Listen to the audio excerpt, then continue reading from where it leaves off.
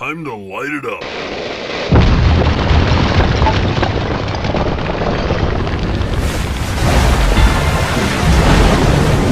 And here we go, the very last Franchise Friday for the summer, and we are ending it on, of course, Jaws 4.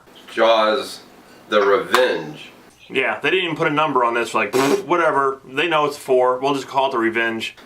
Well, I think at this time they were actually starting to do that with all the sequels, was not add the number. You know, they're just, adding, just made it a title. Because they had like, I think around this same time this came out, they had like, what, Die Hard with a Vengeance? Well, at least they changed up the front cover, or the poster, somewhat for this movie. It's still the same shark, but they actually show the end of the film here. I mean, this is literally the last 5 seconds of the film is on the poster here. Spoiler! Spoiler alert, don't look at the poster. It is, it's basically the last shot of the film. I've never seen this movie. I guess now that I've watched it, I know why I've never seen this movie.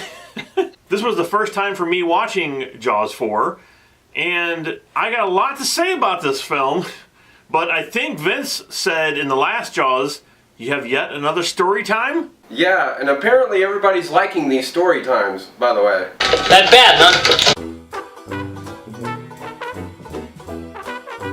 One thing I've spoken about in the past is that this little deal that my mom had with me about getting me to read more. Yes, at first I was happy to be learning how to read. It seemed exciting and magical. My mom had this little deal with me to get me to read more, was that she would buy the book to whatever movie came out that year or was coming out, and she would buy the book, and then if I read the whole entire book, I get to go see the movie. So this was one of the last books that I got. I read every last word of this garbage, and because of this piece of I'm never reading again! Okay, so when this movie was coming out, we were actually in the process of moving from St. Louis, Missouri to Florida. In St. Louis, I was actually in my first year of high school. When I got down here, I was in my last year of middle school. This is school. They have to do everything ass backwards. I was in the last half of my middle school, and I'm carrying this book around, and when I first got here, and I kind of said this in our Karate Kid reviews, that I kind of stayed to myself. I didn't really bother anybody. I didn't, have anyone to really talk to. It was my first time ever being here. So I just kind of stayed to myself, and I would go and find a corner and go read my book. Nobody puts baby in a corner. Well, I took my book up to my English class, and in my English class we had a small desk with a little cubby hole underneath the seat. So I put all my books inside the cubby hole, including Jaws the Revenge. And I put it down in there. Went through class, my book disappeared. Hey, Barold, are you there? What's up? So what's going on? It looks kind of blurry over there on Vince's side. I mean, it literally disappeared. I have no idea where it went. Nope, looks okay to me.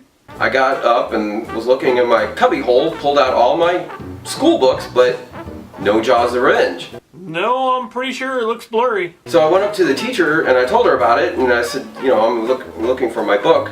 And she says, what book is it? I said, it's Jaws the Revenge. Nope, looks okay to me. Well, I guess that explains a lot.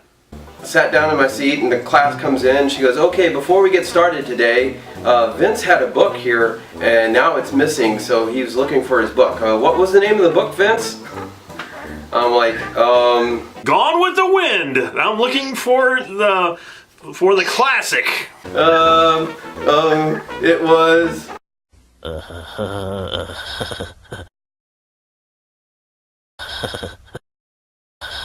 Jaws the Revenge. This one big burly jock guy, he suddenly says, I don't get it. I just don't get why you're reading a book. Why didn't you just go see the movie? And I was like, well, I don't know, I just wanted to read the book. Sometimes there's things that happen in the book that don't happen in the movie. What? This one girl that I met in class. Hey, baby. She walks up to me and she goes, have you found your book yet? No, I guess it swam away. And she goes, haha, that's funny. That's your sense of humor? I was just kidding. God. Meg, that's awful. Geez, you open your mouth for a joke once and that's what you come up with? That's messed up. She goes, well, I'll look around for it, but I don't understand why. Can't you get another one?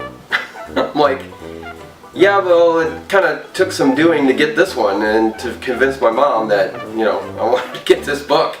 She goes, oh, yeah, I guess I could understand that. I've known her now from that day on for like ever. I mean, we still are friends even on Facebook, and we even talked to each other on Facebook before. So she actually sent, you know, when I was getting married, she sent us a present. And can I guess, Vince? Was it your copy of Jaws? no.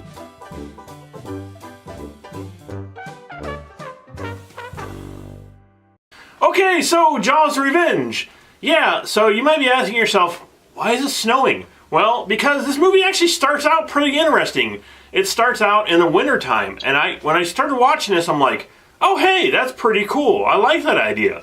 Wintertime, going out on the ocean with sharks. Hasn't been done before, so why not? Yeah, it's Christmas time in it, as a matter of fact. So this thing actually started at Christmas time, and I thought to myself, yeah, that'd make it kind of a cool movie. Yeah, that hasn't been done in Jaws, so why not? But no, it only started in Christmas time long enough to see the same kid that was in the last three movies finally get eaten by the shark. The shark, Jaws, had his revenge. It was personal this time. He went after this guy. And that was one of the taglines to this movie. This time, it's personal. They tried to kill the shark off in the first movie. They killed it.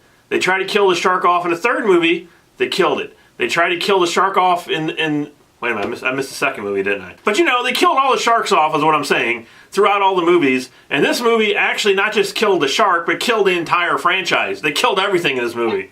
Sean Brody has become the sheriff of Amity, and it's like he doesn't even want to be sheriff. Well, we've got this and this on the shore. Good night, Polly. And he's like, no, let so-and-so handle it. And she's like, well, we've got wood in the channel. Good night, Polly. No, let so-and-so handle it. You know, it's like he's not even going to do nothing. He's just, no, I'm leaving, you know. I said this in the third one, was these kids, either the dumbest people on the planet, or they just don't get it. They should understand by now, after 4 times now of getting attacked by a shark, move somewhere where there's not water. Get a job at a post office or something where you're not going to have a shark come in and eat you. So anyway, he finally decides he's going to go out there on the water, which in the other 2 films he didn't really want to do anymore because the shark attacked him, and especially the third one, he was like, no, I don't ever get in the water. So now it's like, okay, I'll go get in the water. What does his brother do? His brother is like a marine biologist, which I guess kind of sort of coincides with Jaws 3 a little bit. Not really, because he was more of a maintenance man in that one. He's got this grant and everything from the schools and to go and study marine life, and what's he studying? Shells. Well, a shell can't really eat you. But it manages to find a way to do it in this movie. So the only one that we have left from the original Jaws film, really, is the mom. Mrs. Brody, Ellen Brody, played by Lorraine Gray. I mean, her acting in the first 2 films was fairly good. It was really good acting. But this one, oh my god, it's like her acting skills totally went out the window. I was just about to say that. She's horrible in this movie. I didn't even realize that was her until about halfway through the movie. I was like, wait a minute, that's the same actress. What happened to her? That bad, huh? What really gets to me in this movie is later on, I'm going to get to this right now though, she, you know, after her son gets eaten again, she realizes, this is it. This shark has it out for me, has it out for my family, but it's not the same shark because they've killed all the other 3 sharks. So she's thinking, this shark has it out for us. It's coming for us. It wants revenge because, you know, we've gone after the other sharks, so maybe it's part of the shark family we've killed. The other thing is she has now developed this psychic connection to the shark. Well, you'll come in a golden carriage too.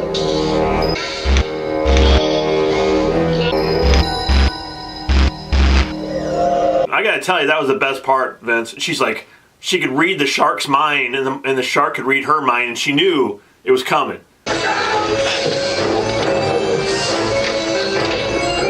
What's wrong? She can actually tell when the shark is near. Ellen? She has a psychic ability connected to the shark, and I was like, that was the greatest thing ever. And what does she have instead of going out and fighting the shark? Her only defense is two things. One, a dream. She can dream it. Two is she can scream at it. One of the scenes that was really cracking me up is Michael Caine's up there flying an airplane, and he's just like, let's go to the wheel. He's like, go ahead, take the wheel of the airplane. They're like, huh? Take the wheel. I'm sorry, what did you say? Take the wheel. Turn the wheel! No, I can't. Turn the wheel! You better take the wheel. Turn the wheel! So I got to talk about the ending of this film, and again, this is a spoiler. So if anyone's not seen Jaws 4 and don't want to be spoiled by it, I'm not going to really spoil. I guess I'll spoil it. Who cares? I mean, I don't even care about this movie. I don't think you probably care about this movie. I'm going to tell you right now, don't care about this movie. But so the mother goes after the shark. Okay, she gets on a boat. She's going after the shark because this shark has. It's personal this time, and the shark is personal, and she's personal, and everybody's personal in this film. And she's going after the shark. She has a boat, and she's going after it. Don't know what she's going to do when she gets there, but she's going after it. So she goes on the boat, her son's boat, by herself. Goes out there to find the shark. So they have to use Michael Caine's plane to go and look for her in this boat.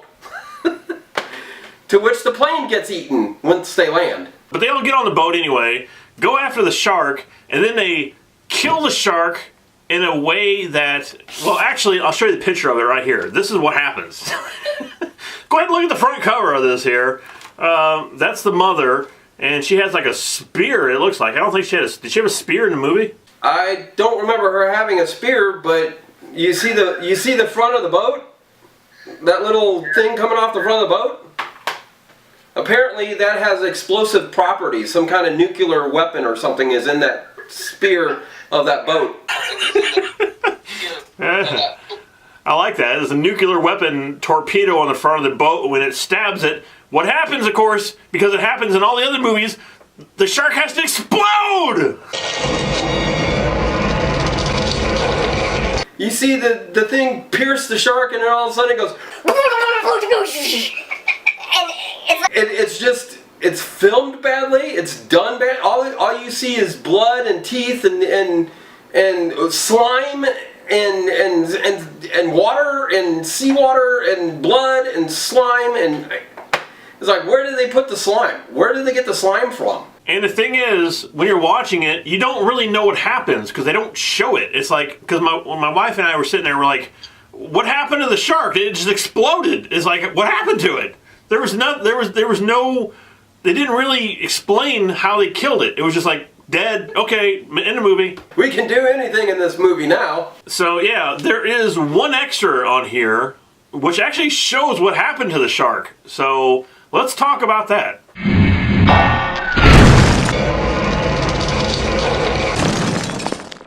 Now for the good stuff. Well, I will say this about the extras on this disc.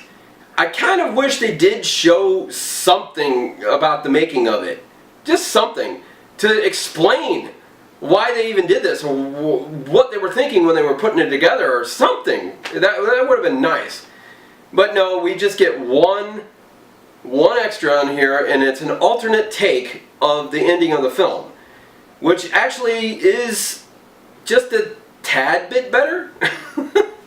Yeah, it is. It's better because it actually shows what happens. Again, refer to the cover of the book, or of the book. Now you're.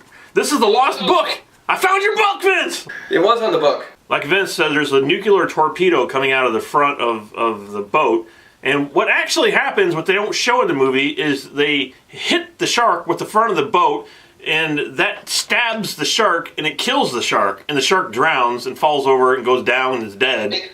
So that's how the shark actually dies, but you know, they decided, I guess it wasn't explosive enough, so they had to put more explosions in there, like the whole entire shark exploding. Or maybe they just wanted to have a little bit of consistency and blow the shark up again.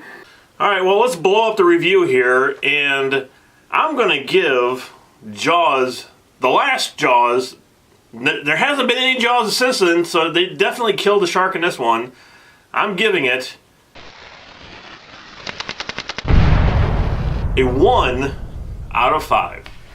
Well, since basically giving it a 1 is pretty much, that means this movie is crap for us.